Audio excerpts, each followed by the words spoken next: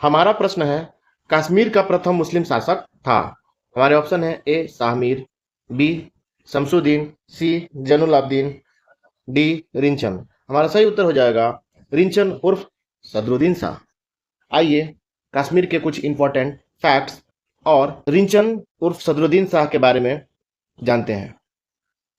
तो कश्मीर का स्वर्ण काल राजा ललितादित्य का काल माना जाता है, जो 724 से लेके 761 ईस्वी तक था। अब हम जानते हैं कि कश्मीर को अपना प्रथम मुस्लिम शासक रिंचन उर्फ सदरुद्दीन शाह कैसे मिला। तो कहानी शुरू होती है कश्मीर के एक राजा सहदेव से। कश्मीर के जो राजा सहदेव थे, इन्हें अपने राज्य और प्रजा में कोई भी इंटरेस्ट नहीं था, और इनका जो मंत्री था रामचंद्र, वही पूरा का पूरा कार्यभार संभालता था। तभी क्या होता है कि कश्मीर, चूंकि हम जानते हैं कि वह लद्दाख और तिब्बत से सटा हुआ है, तो होता क्या है कि तिब्बत में गृह युद्ध छिड़ा हुआ था उस समय, ठीक है।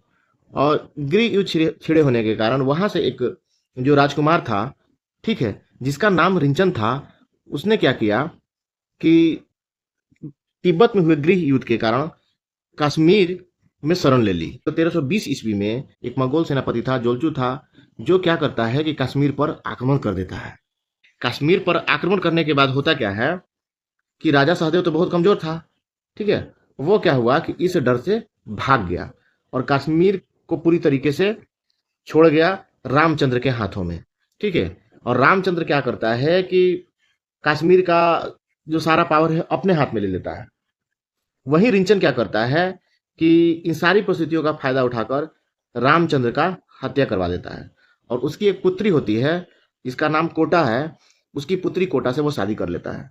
वहीं रामचंद्र के पुत्र को अपना मंत्री भी बना लेता है। जो रिंचन है वो शैव धर्म अपनाना चाह रहा था, लेकिन ब्राह्मणों के विरोध के कारण उसने ऐसा नहीं किया।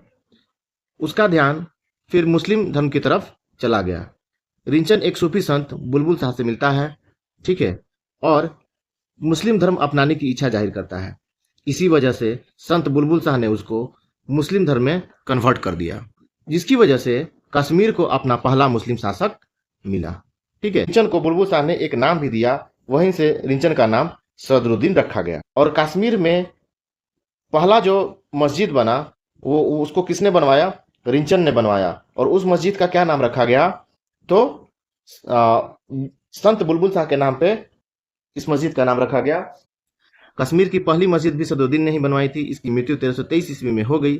इसके बाद कभी मुस्लिम कभी हिंदू, इस तरीके से शासक आते जाते रहे। फिर क्या होता है कि 1338 नहीं बल्कि 1339 ईस्वी में, यहाँ डेट गलत है, 1339 ईस्वी में शाह मीर ने पहले मुस्लिम वंश की स्थापना की। तो हम ध्यान देंगे कि हमारा जो प्रश्न है वह क्या कह रहा है। अगर वो प्रश्न में पूछता है कि कश्मीर का प्रथम मुस्लिम शासक कौन था, तो हम रिंचन उर्फ सदरुद्दीन शाह को मारेंगे, ठीक है। लेकिन वही पूछता है कि कश्मीर में किसने प्रथम मुस्लिम राजवंश की स्थापना की, तो हम किसे कहेंगे? शाहमीर ने, जिसने कश्मीर में पहली बार मुस्लिम राजवंश की स्थापना की, शाहमीर वंश की, ठीक है।